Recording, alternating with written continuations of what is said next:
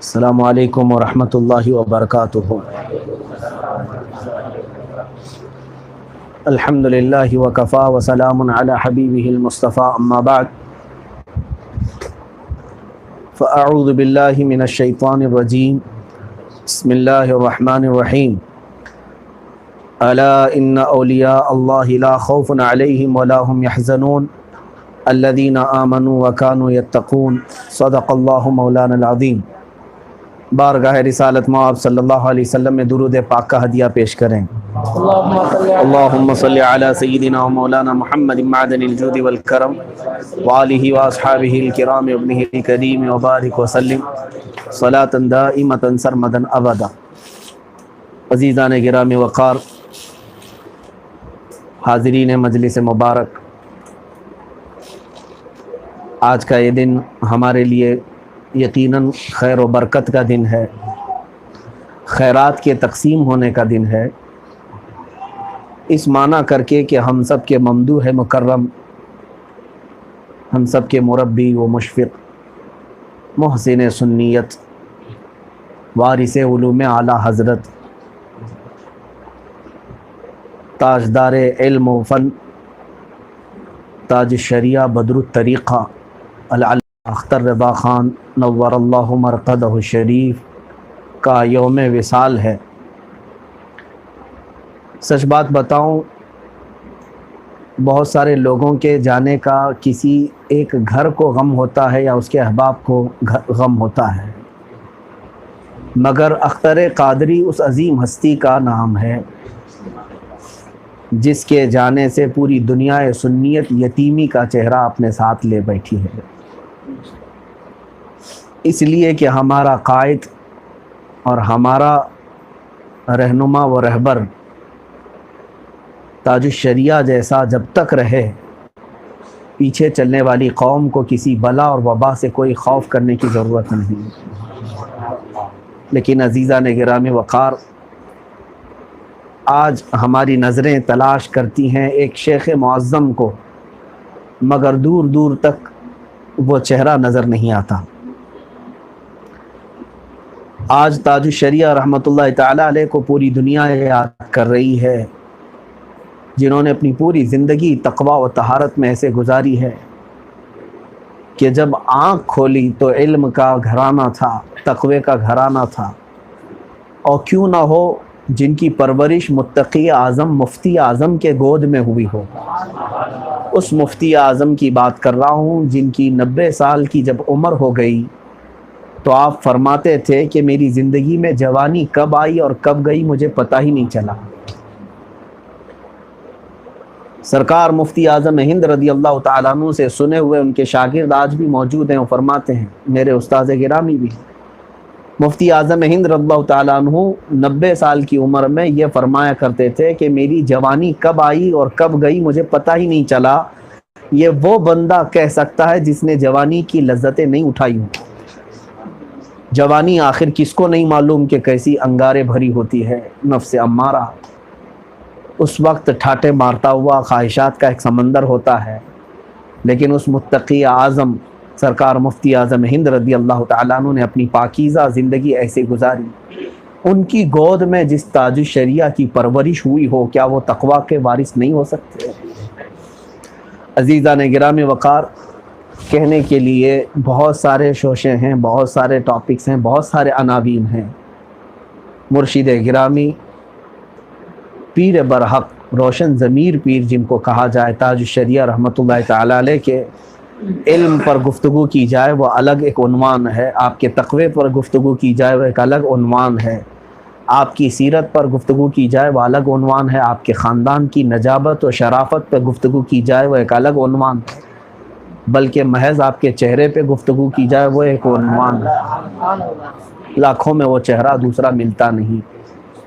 عزیزان گرامی، اس آج کی ہماری محفل میں ہم تمام شعبوں کو اور تمام گوشوں کو محیط تو نہیں کر سکتے، گھیر تو نہیں سکتے، لیکن جو باتیں ہمارے ایمان کو تازہ کر دیں، ہمارے دلوں کے اندر پھر سے جذبہ ایمانی بیدار کریں، وہ میں عرض کرنے کی ضرور کوشش کرتا ہوں، اس لیے کہ صوفیہ اکرام نے فرمایا ہے پیر وہی ہے جس کو دیکھ کر اللہ یاد آئے اور جس کو دیکھنے کے بعد گناہوں سے نفرت پیدا ہو۔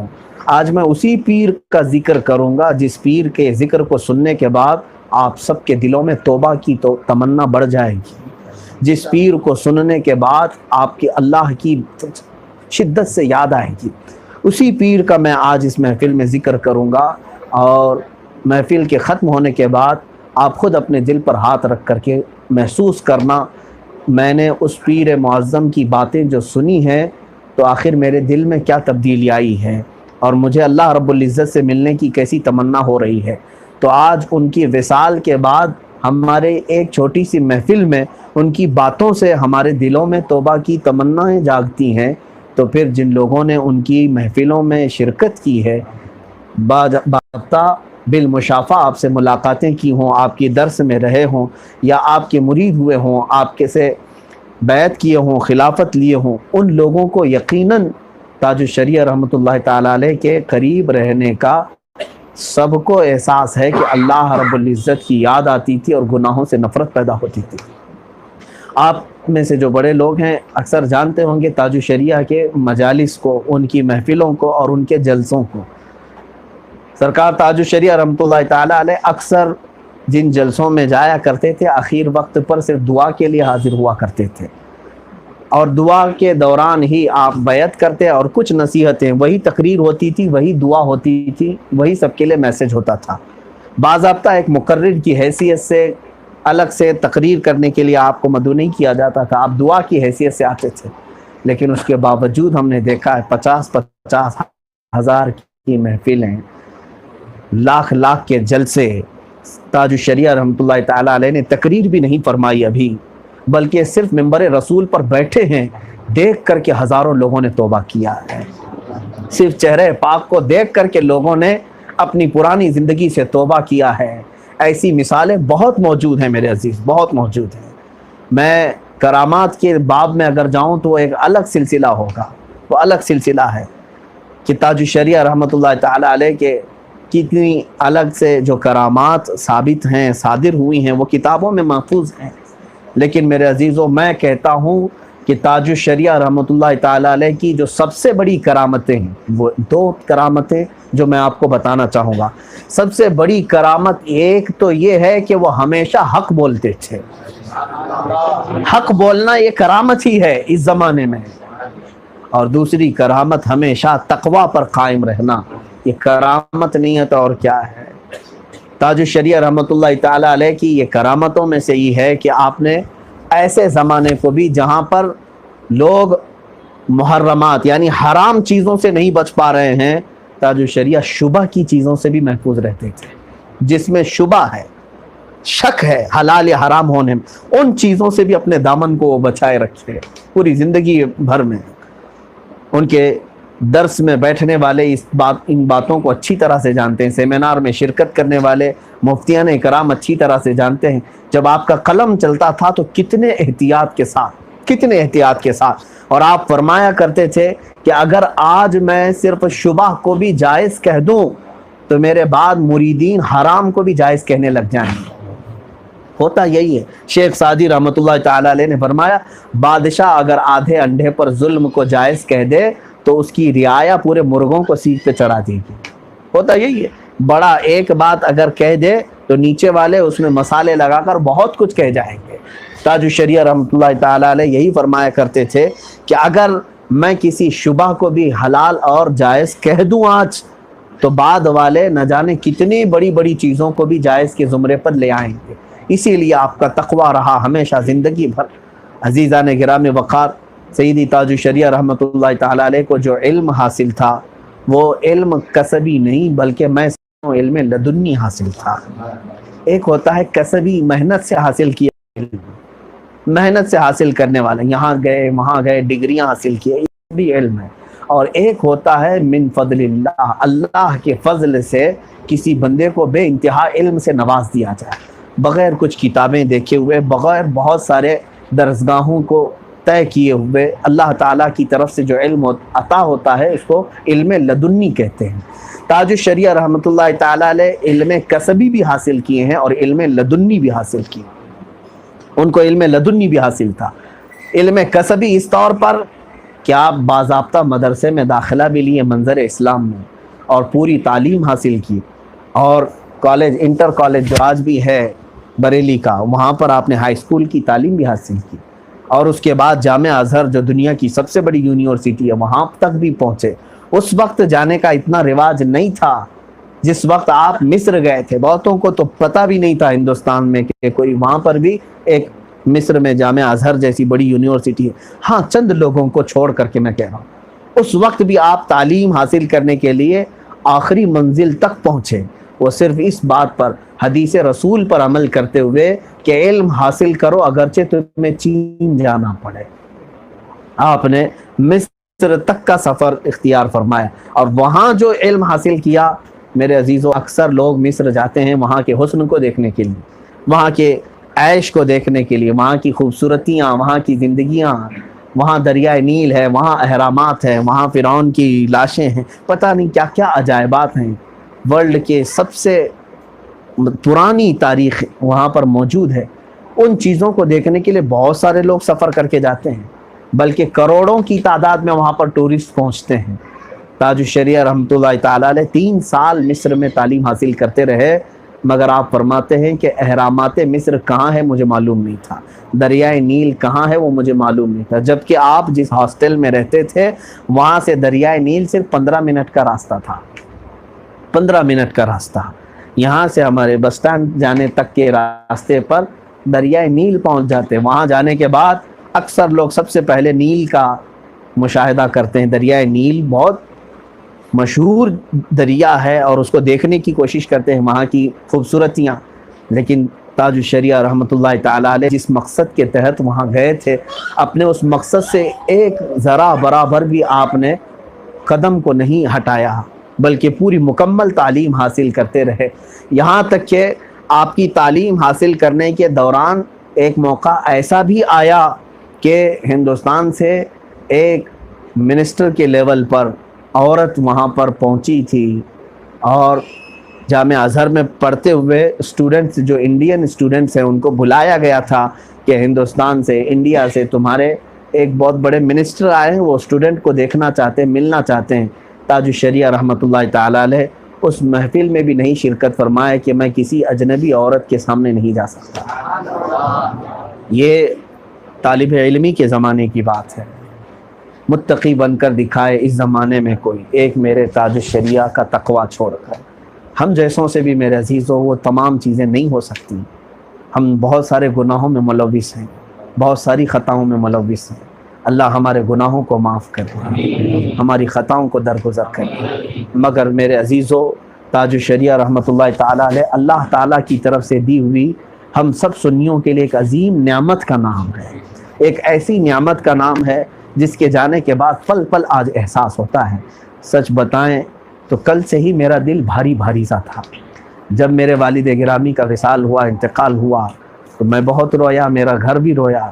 لیکن تاج الشریعہ رحمۃ اللہ تعالیٰ علیہ کے وصال کے بعد مسلسل کئی مہینوں تک یہ غم جاتا نہیں تھا.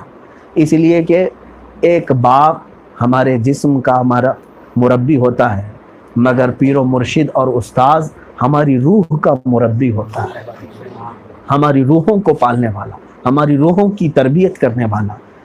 اس لیے بھی غم زیادہ تھا کہ اس پورے جنازے کو دولہے کی شکل میں جاتے ہوئے بار بار ہماری آنکھوں نے دیکھا. میں ممبئی سے پہنچا تھا, تاج الشریعہ رحمۃ اللہ تعالیٰ علیہ کی وصال کی خبر سنتے ہی اسی رات کو پہنچا جس رات آپ کا وصال ہوا تھا, یعنی آج ہی کی رات. جب وہاں پر پہنچے تو بریلی کی گلیاں ایک عجیب سا منظر ڈھا رہی تھی. وہ لمحے آج بھی دل میں عجیب سی بے چینی پیدا کرتے ہیں کہ ظاہر سی بات ہے میں ہمیشہ اپنے ایک لباس میں رہتا تھا. میرا عمامہ, میرا جبہ, میرے لباس اگرچہ کچھ لوگوں کو کھٹکتے ہوں, مگر میں بچپن سے اس چیز کا عادی ہوں. سنت رسول صلی اللہ علیہ وسلم پر بھی اور میرے مرشد گرامی حضور تاج الشریعہ رحمۃ اللہ تعالیٰ علیہ کے انہی مناظر کو دیکھ کر کے میں اس کی پابندی کرتا تھا. مگر जिस दिन वहाँ पर मैं रिक्शे से उतरा, बहुत लंबी कतार, बड़ी लंबी भीड़, और देखा कि उलमा, मुफ्तियान किराम, बड़े बड़े सालिहीन कतार में खड़े हैं जनाजे की ज़ियारत के लिए, नंबर आने के लिए। और उतरते ही मेरा अमामा भी गिर गया। उसी दिन मैंने महसूस किया कि सारे ताजवर अपना ताज यहाँ पर नीचे रख दें, इसलिए कि ये ताजुश्शरिया का मकाम है। ताजुश्शरिया की उस शहर पाक में पहुँचने के बाद हमारी आँखों ने जो देखा, फिर वो शेर मुझे याद आया। इत्तेफाक ऐसा कि घर में दाखिला मुझे मिला, और मैं अभी तक ये महसूस करता हूँ, कभी आती है बयान करते वक्त, कहाँ वो मुझे अंदाज़ अगले 5 उस कमरे के पास था जहाँ पर आपका जसद मुबारक रखा हुआ था। और तैयारी करते करते दूसरा दिन गुज़रा। जिस वक्त वो जनाज़ा हमारी आँखों के सामने आया, अज़ीज़ान गिरामी वक़ार, वो एक अजीम दूल्हा जिस तरह से जाता है पूरी कायनात को अपना आशिक बना करके, जिसको शायर ने कहा याददारी के वक्त ज़ादने, तो ये मेरे हज़रत ख़ुद फरमाया करते थे, अपनी तकरीर में ख़ुद आपने फरमाया था, याददारी के वक्त ज़ादने तो हमा खंदा बूदन तू गिरियाँ। तुझे मालूम है जब तू पैदा हुआ था तो सब हंस रहे थे और तू रोता हुआ आया था।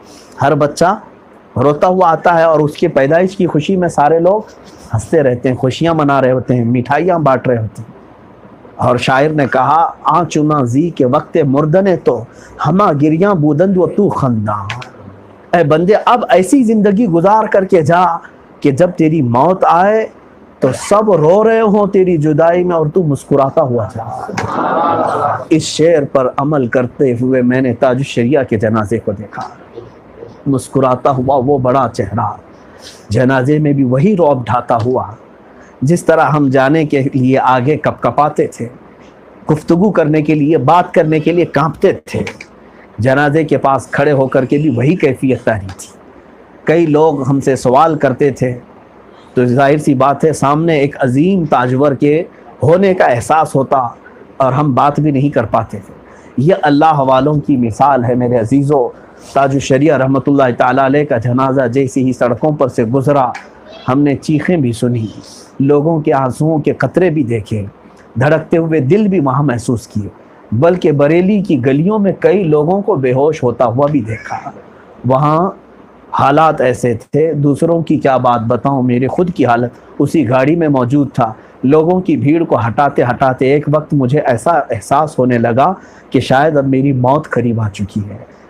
इतना एहसास हुआ। बाद में महफिल ख़त्म होने के बाद कई लोगों ने मुझसे कहा हमारी भी यही हालत थी, हम समझ चुके थे कि आज हमारी मौत होने वाली है। पानी की शिद्दत की प्यास और वहाँ के लोगों का हुजूम, लोगों की कैफियत, मैंने ये महसूस किया मेरे अजीज़ों, ये भीड़ की गर्मी नहीं थी, ये वहाँ की हमा हमी नहीं थी, बल्कि आला हज़रत का एक शेर मुझे याद आता है, फ़र्श पर मातम उठा वो तय्यब व ताहिर गया, अर्श पर धूमें मची वो मोमिन सालेह मिला, फ़र्श पर मातम उठा वो तय्यब व ताहिर गया। और सरकार ताजुश्शरिया रहमतुल्लाह ताला अलैह का जनाजा जब गुज़र रहा था, मैंने जिस्म मुबारक को हाथ लगा कर देखा है, 48 घंटों के बाद वो जनाजा निकला हुआ है।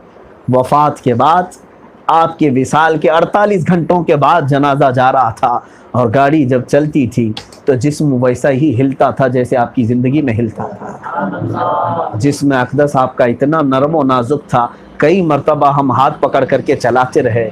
मुझे अंदाज़ा है हज़रत का हाथ जैसे ही पकड़ते थे तो हमारे दोनों हाथ जैसे रूई के फाहे में चले जाएं या रेशम के मुलायम कपड़े में हमने अपना हाथ रखा हो, इसी तरह की कैफियत। वरना मुर्दा अकड़ जाता है, मुर्दा सख्त हो जाता है। आप मुर्दों को पकड़ करके देखें, मगर मेरे ताजुश्शरिया की वो कैफियत नहीं थी। आपके गाल भी गाड़ी के हिलने से हिल रहे थे, आपका जिस्म पाक भी हिल रहा था जैसे चमड़ी इधर से उधर हिलती है। उसी को शायर ने कहा, ताजुश्शरिया की ज़ुबान से मैं ये कहना चाहूँगा, मेरे जनाजे पे रोने वालों फरेब में हो बगौर देखो, मेरे जनाजे पे रोने वालों फरेब में हो बगौर देखो, मरा नहीं हो गमे नबी में लिबास हस्ती बदल गया हूँ। مرا نہیں ہوں غم نبی میں لباس ہستی بدل گیا ہوں. ان لوگوں کی موت صرف اتنی ہی ہوتی ہے کہ وہ ایک لباس بدل کر دوسرے لباس میں آ جاتے ہیں، ورنہ ان کی اس ظاہری زندگی سے برزخ کی زندگی اور اعلیٰ ہوتی ہے، اور اعلیٰ ہوتی ہے، ان کے درجات اور بلند کیے جاتے ہیں. عزیزان گرامی وقار، بریلی کی اس سرزمین پر آج آپ محسوس کریں گے، میں نے ایک دو نہیں بہت سارے ہندوؤں سے سنا ہے، بہت سارے ہندوؤں سے. میں بریلی شریف وہاں پر کپڑے سلوانے کے لیے ایک صاحب کے پاس جایا کرتا تھا، اور ان کے ایک ساتھ بیٹھنے والے وہ ہندو کئی لوگ آتے تھے اور کہتے تھے ہماری پوری زندگی میں اس بڑے مولانا کے علاوہ ہم نے کسی کو دیکھا ہی نہیں. اس بڑے مولانا کے جانے کے بعد ہم نے محسوس کیا ہے کہ بریلی اب خالی ہو گئی، بریلی اب خالی ہو گئی. یہ ہندو کہا کرتے تھے، آج بھی کہتے ہیں. تاج الشریعہ رحمۃ اللہ تعالی علیہ کا رعب پورے تمام عالم اسلام پر تو تھا ہی، لیکن دیگر ادیان اور دیگر مذاہب باطلہ کے لوگ بھی آپ کی قدر فرمایا کرتے تھے. دوسرے مذاہب کے ماننے والے بھی تاج الشریعہ رحمۃ اللہ تعالی علیہ کی عقیدت رکھتے. مجھے یاد ہے وہ بات، ہم جنازے سے واپس آ رہے تھے تو ایک صاحب سے ہماری ملاقات ہوئی تھی ٹرین میں، ہمارے ساتھ ہی وہ آئے، بنگلور کے رہنے والے.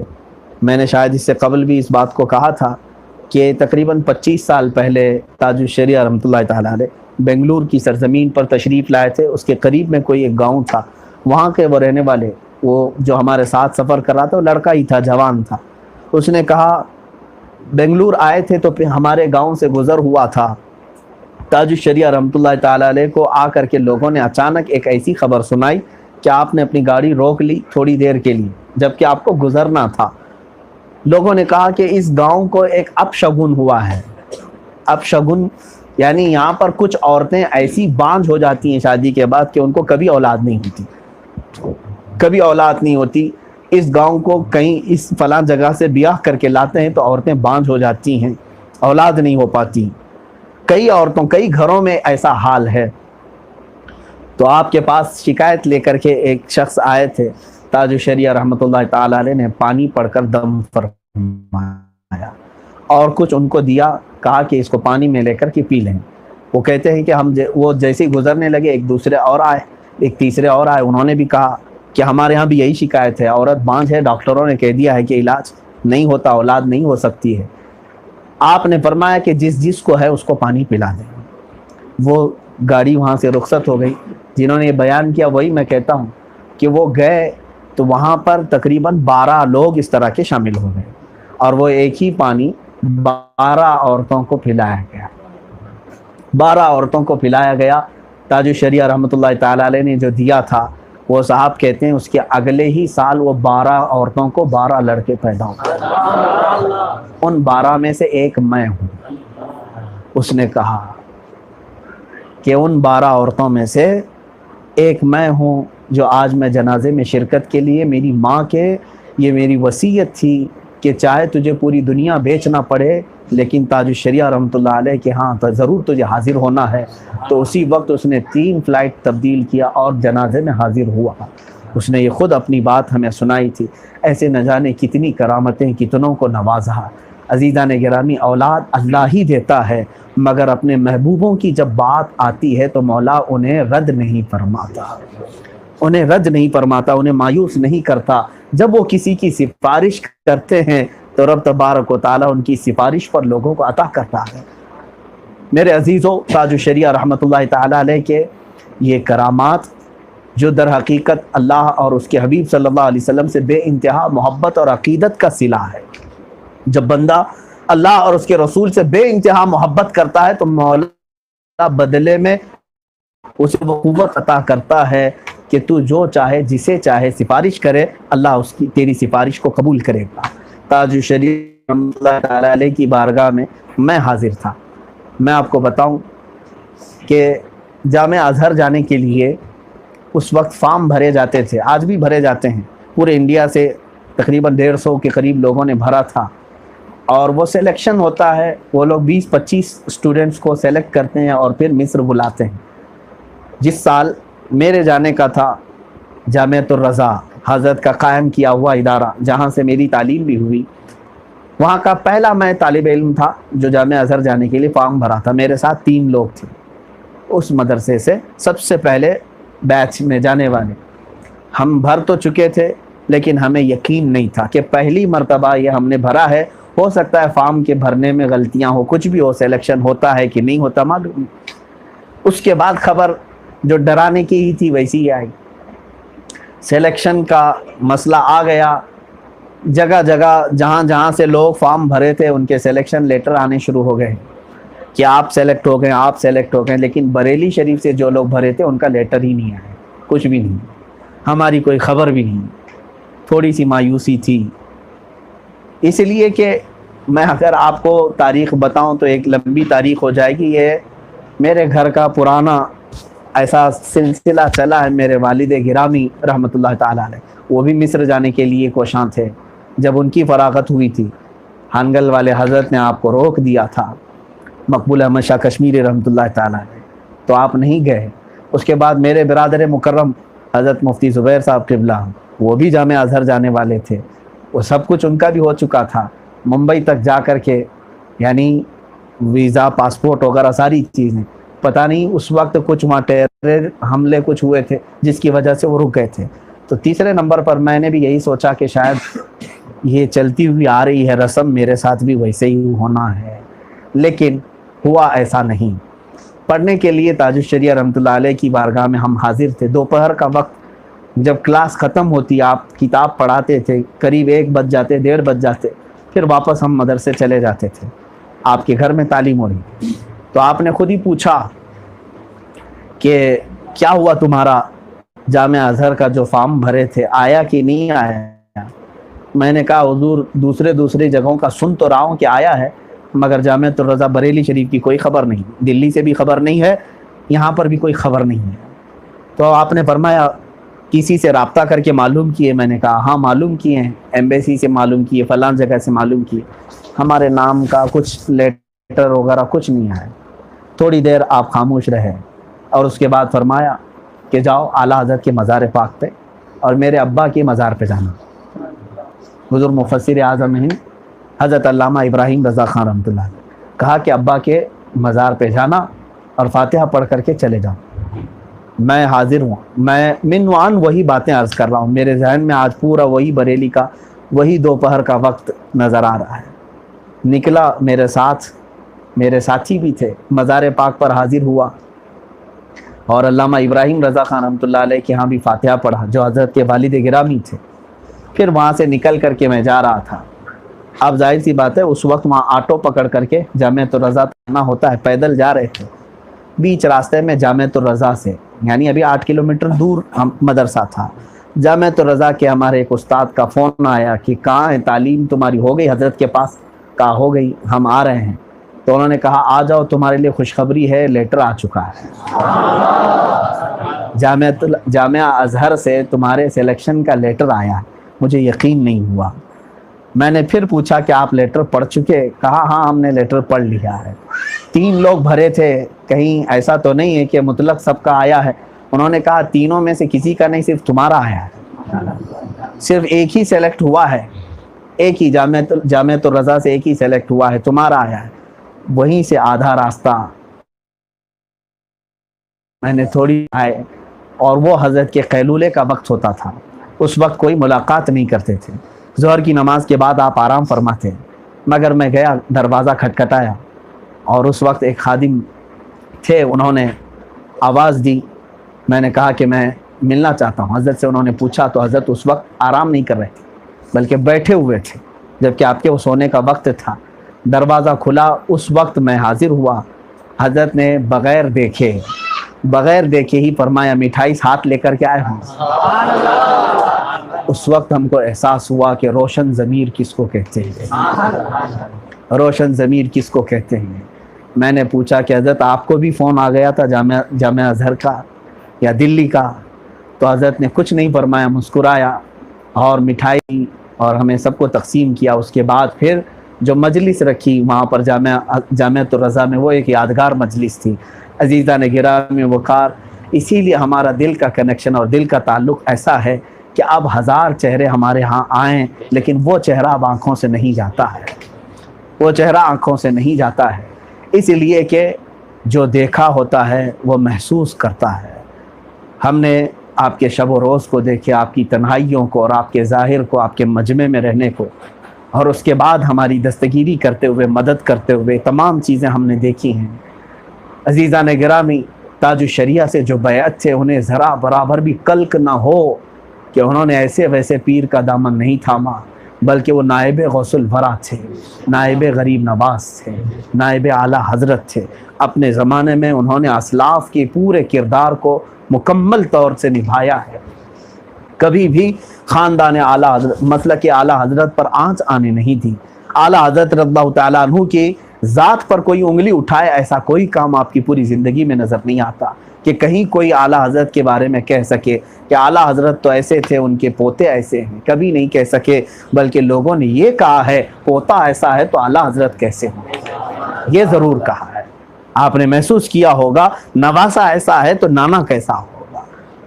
بہت سارے لوگ ایسے ہوتے ہیں جن کو دیکھ کر کے دنیا یہ کہتی ہے اتنے بڑے باپ کے بیٹے دیکھو کیسے ہیں، ان کے حالات آج کیسے ہیں، بڑے باپ کے بیٹے ہیں، یہ بگڑے ہوئے ہیں۔ لیکن تاج الشریعہ رحمۃ اللہ تعالیٰ علیہ کے متعلق پوری دنیا میں سے کوئی ایک شخص بھی ایسا نہیں کہہ سکتا، حتیٰ کہ دیوبند کے لوگ بھی سرکار تاج الشریعہ رحمۃ اللہ تعالیٰ علیہ کے تقوی کو مانتے تھے۔ اور حد تو یہ ہے میرے عزیزوں، جامعہ ازہر کے وہ مشائخ جن کے ہاں بہت ساری چیزیں آج جائز کے مرحلے میں آ گئی ہیں، بہت ساری چیزیں، وہاں پر ایسی آزادی کا ایک دور چلا ہوا ہے کہ تسلب نہیں رہ گیا، جس کو ہم سمجھوتا کہہ رہے ہیں۔ آج بہت سارے لوگ ہمارے یہاں بھی سمجھوتا ایکسپریس میں سوار ہو رہے ہیں، ہر چیز کو کمپرومائز کر لو۔ ارے بھائی، زمانے کے اعتبار سے چلنا پڑتا ہے، آپ کیا کیا بولیں گے؟ آپ زمانے کا اسلام لے کر کے آئے ہو کہ میرے نبی کا اسلام لائے ہو؟ مصطفیٰ کریم صلی اللہ تعالیٰ علیہ وسلم کے اگر اسلام پر قائم ہو تو تم زمانے کو اپنے مطابق ڈھال دو، یہ نہیں کہ زمانے کے مطابق اپنے آپ کو ڈھال دو، ایسا نہیں۔ اس کو تو گرگٹ کہتے ہیں، وہ رنگ دیکھ کر کے بدل لے۔ گرگٹ نہ بنو، بلکہ اپنی چھاپ دوسروں پر چھوڑ جاؤ، اپنی چھاپ دوسروں پر چھوڑ جاؤ۔ تاج الشریعہ رحمۃ اللہ تعالیٰ علیہ کا تقویٰ اور آپ کی جرأت، آپ کی شجاعت، وہ ہزاروں برس تک زندہ رہے گی اگر قیامت نہ آئے میرے عزیزوں، اس لیے کہ ان کی سب سے بڑی کرامت ان کا تقویٰ ہے اور ان کی حق گوئی ہے۔ آج ان کے مریدین میں اور ان کے چاہنے والوں میں یہ بات آ جائے، میں یہی محسوس کرنا چاہتا ہوں، حق بولو اگرچہ اس پر موت آ جائے، حق بولو اگرچہ اس پر موت آ جائے۔ یہی میرے تاج الشریعہ رحمۃ اللہ تعالیٰ علیہ کا مسلک اور موقف رہا ہے۔ کبھی آپ نے کسی کی جی حضوری بھی نہیں کی اور کسی بھی طرح کے طعن و تشنیع کو خاطر میں نہیں لایا کہ کون میرے متعلق کیا کہتا ہے، اگرچہ فتویٰ ان کے کسی سگے کے متعلق بھی پوچھا گیا ہو تو آپ نے فتویٰ وہی دیا جو شریعت مصطفیٰ کہتی ہے۔ یہ نہیں ہے کہ اپنوں کے لیے کوئی الگ مسئلہ نکالا ہو یا دوسروں کے لیے کچھ الگ مسئلہ نکالا۔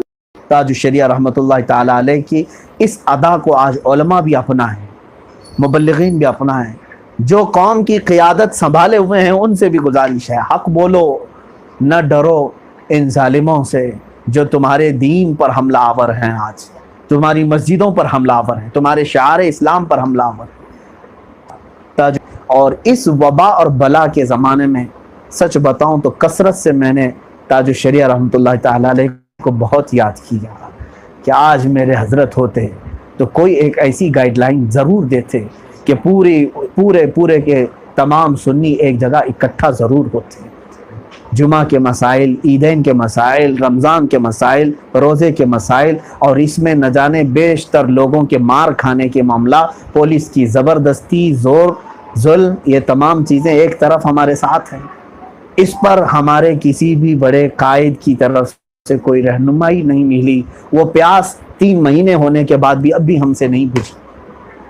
آج اس عظیم ہستی کی یاد آتی ہے یا نہیں آتی، جو ہر فیلڈ میں ہماری سربراہی فرمایا کرتے تھے، ان کا ایک جملہ ہمارے لیے کافی ہو جایا کرتا تھا۔ اب اس پر قائم رہنا ہے۔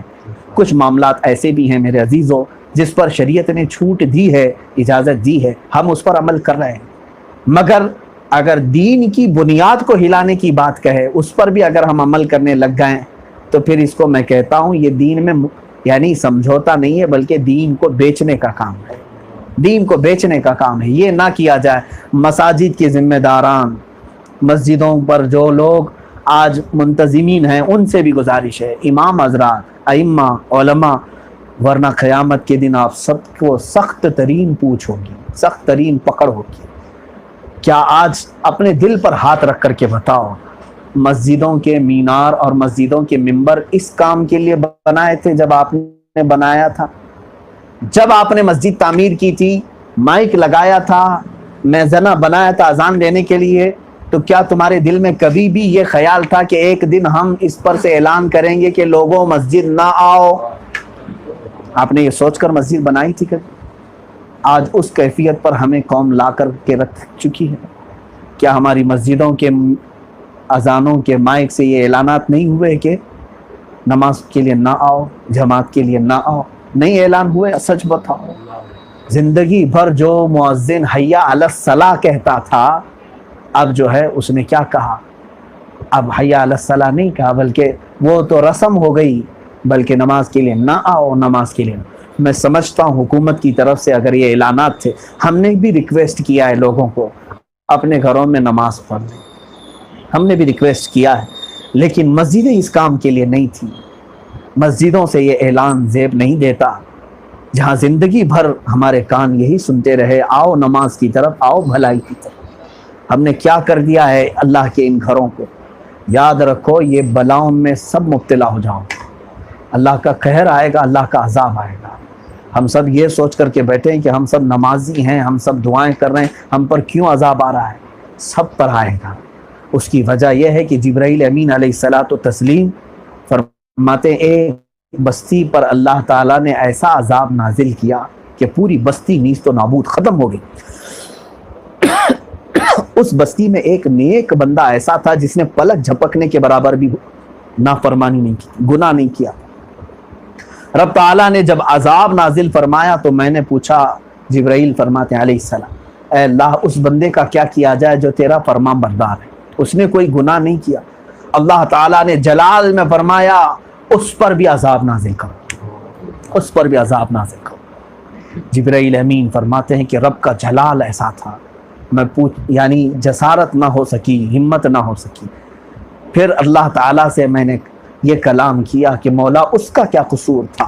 رب تعالیٰ فرماتا ہے اس کے سامنے بے حیائیاں ہو رہی تھیں، اس کے سامنے نافرمانیاں ہو رہی تھی، یہ خود تو اچھا تھا لیکن کبھی کسی کو روکا نہیں، اس نے برائی کو برا نہ کہا اس نے۔ آج آپ محسوس کریں گے اس عذاب میں ہم سب یہ ظالم تو جائیں گے ہی، لیکن جتنے خاموش رہے وہ سب بھی جائیں گے، وہ سب بھی ہلاک ہوں گے۔ آپ یہ سوچتے ہیں نا بول کر کہ میں کیوں برا ہوں؟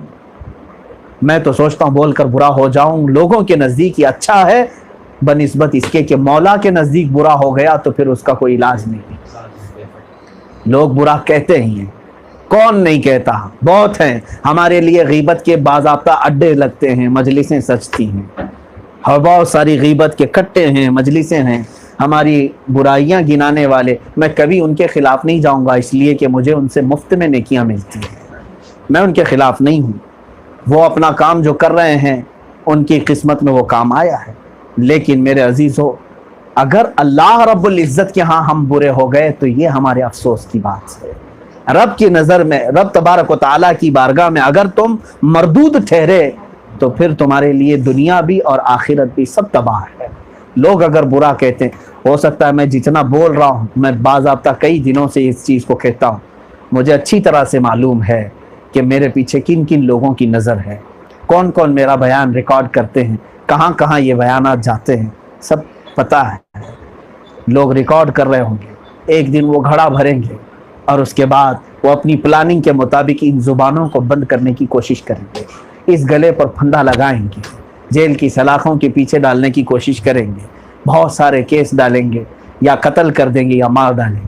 یہ سب انجام ہمیں معلوم ہے میرے عزیزو۔ اس کے باوجود میں صرف اس بات پر کہتا ہوں، میرے تاج الشریعہ رحمۃ اللہ تعالیٰ علیہ کی تربیت نے مجھے یہ سکھایا ہے کہ اگر تم حالات کے اعتبار سے خاموش رہے تو کل نہ بلال حبشی کو منہ دکھا پاؤ گے، نہ حضرت حنزلہ کو منہ دکھا پاؤ گے، نہ خباب ابن अदी को, खुबैब इब्न अदी को मुंह दिखा पाओगे। ये वो सहाबा रिदवानुल्लाह ताला अलैहिम अजमाइन हैं जिनकी नाक काटी गई, कान काटे गए, होंठ काटे गए, उंगलियां काटी गई, पकड़ से नाखून खींचे गए, उनकी आंखों में सलाइयां फेर दी गई थी, दीदे निकाल दिए गए थे, उसके बावजूद वो हक पर डटे रहे। और आज हमारे साथ कुछ ना हो करके हम ये कहते हैं ना बोलो, कुछ ना बोलो, हालात अच्छे नहीं हैं। कब हालात अच्छे थे इस्लाम के लिए? कब हालात अच्छे थे? हर जमाने में फितने रहे हैं और हर जमाने में जालिम रहे हैं। लोग ये कहते हैं अरे अब क्या हालात वैसे नहीं है पहले की तरह, तुम झूठ बोलते हो, इससे भी ज्यादा खतरनाक हालात पहले थे। आज तो आप बोल सकते हैं और अपनी कौम को हर प्लेटफॉर्म से आप हिदायत दे सकते हो। आज अगर मीडिया तुम्हें ना बताए तो सोशल मीडिया का इस्तेमाल करो, किसी भी तरह से आप कौम तक हक बातें पहुंचा सकते हो और लोगों को बुज़दिल ना बनाओ, बुज़दिल ना बनाओ, लोगों के दिलों में ईमान रासिख करो, जज्बा ईमानी पैदा करो। मैंने तो हदीस पाक पढ़ी, अल्लाह के हबीब सल्लल्लाहु अलैहि वसल्लम फरमाते हैं आखिर ज़माने में मेरी उम्मत का एक गिरोह, एक जमात तो ऐसी आएगी कि वो कुस्तुनतुनिया शहर के करीब खड़े होंगे और सिर्फ ला इलाहा इल्लल्लाहु अल्लाहु अकबर कहेंगे 3 बार, वो पूरा शहर फतह हो चुका होगा। मेरे आका सल्लल्लाहु अलैहि वसल्लम ने बशारत दी है कि ऐसे लोग मेरी उम्मत में आएंगे, सिर्फ वो 3 बार ला इलाहा इल्लल्लाहु अल्लाहु अकबर कहेंगे, बगैर कत्लो किताल के पूरा शहर फतह हो चुका होगा। वो कौन सा शहर है? इस्तांबुल, कुस्तुनतुनिया, यह हदीस पाक में मौजूद है। और बगैर लड़े वो कौम फतह कर चुकी होगी। वजह क्या है? मैंने पढ़ा, इनके पास कौन सी ऐसी ताकत है कि जुबान से निकले तो शहर फतह हो जाए? वो ऐसी कौम होगी कि जब सारे लोग मैदान छोड़कर भाग रहे होंगे मगर वो अल्लाह की बारगाह में अपने आप को कटाने के लिए उस जमीन पर अड़े डटे रहे होंगे, तब रब ताला उनकी जुबानों में वो तासीर अता करता है। एक जंग होनी है, एक जंग होनी है जिसको अल मलहमतुल कुबरा कहा है हदीस पाक में। उसके मुतालिक मेरे आका सल्लल्लाहु अलैहि वसल्लम ने फरमाया है कि उसमें जो मुकाबिल में आएंगे कुफार, वो 80 झंडों के नीचे आएंगे और हर झंडे के नीचे 12,000 का लश्कर होगा। कितने लोग? 9,60,000 लोग तुम्हारे मुकाबिल में आएंगे। सारा कुफ्र एक जगह जमा होगा और तुम सब एक जगह होगे। और मेरे आका सल्लल्लाहु अलैहि वसल्लम ने जगह तक बताई है। मुसलमानों का मरकज उस वक्त गौता में होगा, दिमश्क में, ये मुल्क शाम का एक शहर है। वहां पर सारे मुसलमान जमा होंगे, अक्सर मुसलमान, जो उन रूमियों से मुकाबला करेंगे, काफिरों से। और मेरे आका सल्लल्लाहु ताला अलैहि वसल्लम ने यह भी फरमाया है कि ये जंग कहाँ होगी? मर्ज दाबिक, हलब के करीब। वो मैदान भी मेरे आका ने बताया। वो जंग होनी है, करीब होनी है, करीब में होनी है। लेकिन इस हदीस के रावी फरमाते हैं तुम उस जंग में अगर शरीक हो तो देखना मुसलमान 3 हिस्सों में बट जाएंगे। मुसलमान 3 हिस्सों में बैठेंगे। मिसाल के तौर पर अगर 3 लाख थे या 1 लाख समझ लें, 1 लाख थे तो उसमें का 1/3 30-35 हज़ार ऐसे होंगे जो मैदान छोड़कर भाग जाएंगे। और मेरे आका सल्लल्लाहु अलैहि वसल्लम ने फरमाया वो ऐसे लोग होंगे कि अल्लाह उनकी तौबा कभी कबूल नहीं करेंगे, वो मरदूद होकर मरेंगे और दोज़ख में जाएंगे। 1/3 मैदान छोड़कर भागेंगे। आज के हालात देख करके ऐसा ही लगता है कि लोग किस तरह भागने पर मजबूर हैं। आज सिर्फ चंद लोगों की आंखों से, डंडों से भाग जाते हैं। वो मैदान छोड़कर भागने वालों की तादाद 1/3 होगी। फिर मेरे आका सल्लल्लाहु अलैहि वसल्लम ने फरमाया दूसरे 1/3 ऐसे होंगे जो शहीद हो जाएंगे, वो अल्लाह की बारगाह में सबसे अफजल शहीद होंगे। और आखिरी जो 1/3 बचे रहेंगे, 1/3 हिस्सा, अल्लाह ताला उनको फतह नसीब फरमाएगा, उन काफिरों पर फतह नसीब फरमाएगा और वही कुस्तुनतुनिया फतह करने के लिए जाएंगे, वही आखिरी वाला हिस्सा जो बचा है, आखिरी वाला हिस्सा। लेकिन वो जंग नहीं करेंगे बल्कि सिर्फ ला इलाहा इल्लल्लाहु अल्लाहु अकबर कहेंगे, मौला पूरा शहर उनके लिए फतह फरमाएगा। जुबानों में ये तासीर कैसे आएगी? सिर्फ इसलिए कि उनके दिलों में खौफ नहीं होगा, बुज़दिली नहीं होगी।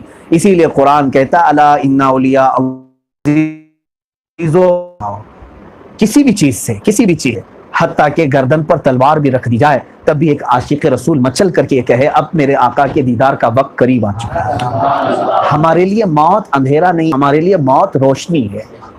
डरे वो जिसको जहन्नम में जाना है, डरे वो जिसको सांपों का मुकाबला करना है, डरे वो जिसको बिच्छुओं का मुकाबला करना है। وہ بندہ تو فرحت و انبساط میں مبتلا ہوگا جس کو شہر مدینہ کی زیارت کرنی ہے، میرے آقا صلی اللہ تعالیٰ علیہ وسلم کے ہاتھوں سے آب کوثر پینا ہے۔ ہم میں سے کون اس بات کا متمنی نہیں ہے؟ کون یہ تمنا نہیں رکھتا ہے؟ سچ بتاؤ کہ ابھی ہماری آنکھیں بند ہو جائیں تو ہم تاج الشریعہ کے پاس پہنچ جائیں۔ کون یہ تمنا نہیں رکھتا؟ ہماری موت کے بعد ہم ان کی بارگاہ میں پہنچیں اور ان سے سرکار مفتی اعظم ہند کو دیکھیں، مفتی اعظم سے سرکار اعلیٰ حضرت کو دیکھیں، اعلیٰ حضرت سے غریب نواز کو دیکھیں، غریب نواز سے ہم سرکار غوث پاک کو دیکھیں۔ مرنے کے بعد ہم وہاں پہنچیں جہاں صحابہ اکرام کی تعداد موجود ہو، جہاں صدیق اکبر ہوں، جہاں فاروق اعظم ہوں، جہاں عثمان و علی رضی اللہ تعالیٰ عنہ مجمعین ہوں، بلکہ اس پوری انجمن میں خود بنفس نفیس میرے آقا صلی اللہ علیہ وسلم موجود ہوں۔ ہم میں سے کون یہ تمنا نہیں رکھتا؟ اگر تمنا رکھتے ہو کہ میری موت کے بعد میں اس مجلس میں، اس انجمن میں جانا چاہتا ہوں، تو پھر تمہارے لیے شرط ہے حق بولو، حق پر قائم رہو، کبھی بھی مداہنت نہ کرو، مفاہمت نہ کرو، دین کے اصولوں کو بیچنے کا کام نہ کرو۔ تاج الشریعہ رحمۃ اللہ تعالیٰ علیہ نے جو ہمیں سکھایا ہے، میں مانتا ہوں، میں جانتا ہوں آپ سب مجھے سوچ رہے ہوں گے کہ یہ بڑی باتیں ہیں۔ میرے عزیزو، یہ سمجھ کر کے چلو، یہ شہادت گہے الفت میں ہے قدم رکھنا۔ لوگ آسان سمجھتے ہیں مسلمان ہونا، لوگ آسان سمجھتے ہیں مسلمان ہونا، ہاں اتنا آسان نہیں ہے۔ حق بولو گے تو مصیبتیں آئیں گی، اور تم ڈٹے رہو گے تو مصائب آئیں گے۔ اس میدان میں میں صرف اس بندے کو بلاتا ہوں جو مجاہد ہو، جو غازی ہو، اور جو اللہ رب العزت سے ملنے کا متمنی ہو۔ ہمارا تاج الشریعہ رحمۃ اللہ تعالیٰ علیہ جیسا کوئی قائد نظر نہیں آتا جو حق بولے اور ڈٹے رہے اس حق پر، موت تک بھی۔ جس فتوے کو آپ نے دے دیا ہے اس سے آپ نے ذرا برابر بھی سر منہ ہٹنے کا کبھی ارادہ نہیں فرمایا۔ جس چیز کو آپ نے ناجائز کا، پوری زندگی بھر اسی پر عمل کرتے رہے۔ بہت ساری باتیں ہیں عزیزان گرامی وقار، سرکار سیدی تاج الشریعہ رحمۃ اللہ تعالیٰ علیہ کے نقش قدم پر مولا ہم سب کو چلائے۔ ان کے دین، ان کے تقوی، ان کی طہارت، ان کی نمازوں کی پابندی، ان کی حق گوئی، ان کی شجاعت، ان کی بہادری، ان کے تمام تر اوصاف حمیدہ کی چند جھلکیں ہم مولا تعالی ہماری زندگیوں میں عطا فرمائے۔ اس پیر کامل کا صدقہ مولا دنیا میں بھی ہمیں سرخرو رکھے اور آخرت میں بھی سرخرو رکھے۔ مولا ظالموں کے ظلم سے ہم سب کی حفاظت فرمائے۔ کریم خدا، اگر ہم گناہوں میں ملوث ہو چکے ہیں تو مولا تاج الشریعہ رحمۃ اللہ تعالیٰ علیہ کے دامن کا واسطہ ہم سب کو گناہوں سے آزاد فرما۔ مولا ہمارے دلوں میں ایمان راسخ فرما، ہماری نگاہوں میں ایمان راسخ فرما۔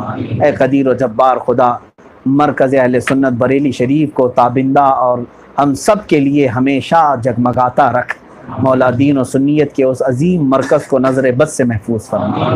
اے قدیر و جبار خدا، ظالموں کے ظلم کے پنجوں سے مرکز اہل سنت کی حفاظت فرما۔